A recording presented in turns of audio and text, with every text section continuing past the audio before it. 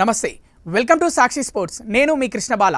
T20 world కప్లో Abhishek Sharma first run కోసం ఎదురుచూపులు ఇంకా కొనసాగుతున్నాయి. అమెరికా పాకిస్తాన్పై డక్అవుట్ తర్వాత బుధవారం అహ్మదాబాద్లో నెదర్లాండ్స్తో జరిగిన మ్యాచ్లో కూడా 0కే అవుట్ అయ్యాడు. ఓపెనింగ్ ఓవర్లో ఆర్యన్ దత్ వేసిన మూడో బంతికి పుల్ షాట్ ఆడేందుకు ప్రయత్నించగా బంతి స్కిడ్ అయి స్టంప్స్ను తాకింది. ఇంట్రెస్టింగ్గా ఈ మ్యాచ్లో అభిషేక్ శర్మ మహమ్మద్ సిరాజ్ జెర్సీ ధరించడం గమనార్హం. కానీ అది కూడా అతని అదృష్టాన్ని మార్చలేకపోయింది. 3 మ్యాచ్ల్లో వరుసగా 3 సార్లు డక్అవుట్ అయ్యాడు. దీంతో టీ20 వరల్డ్ కప్లో భారత్ తరపున అత్యధిక డక్స్ నమోదు చేసిన ఆటగాడిగా అభిషేక్ శర్మ ఆశీష్ నెహ్రాతో కలిసి సంయుక్త రికార్డును సొంతం చేసుకున్నాడు. మొత్తంగా చూస్తే పాకిస్తాన్కు చెందిన షాహిదీ అఫ్రిది, శ్రీలంక లెజెండ్ తిలకరత్నే దిల్షాన్లు చెరో 5 డక్స్తో టాప్లో ఉన్నారు. అఫ్రిది 34 మ్యాచ్లు ఆడగా దిల్షాన్ 35 మ్యాచ్ల్లో పాల్గొన్నారు.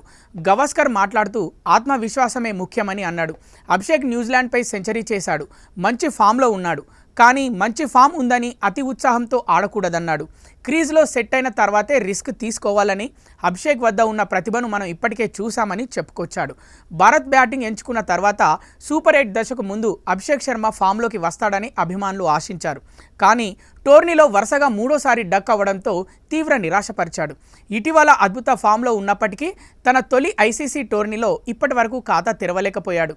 మునుపటి లీగ్ మ్యాచ్లో Namibia captain Gerhard Erasmus, Usman Qadir, Saim Ayub spin bowling భారత బ్యాటర్లను ఇబ్బంది పెట్టింది.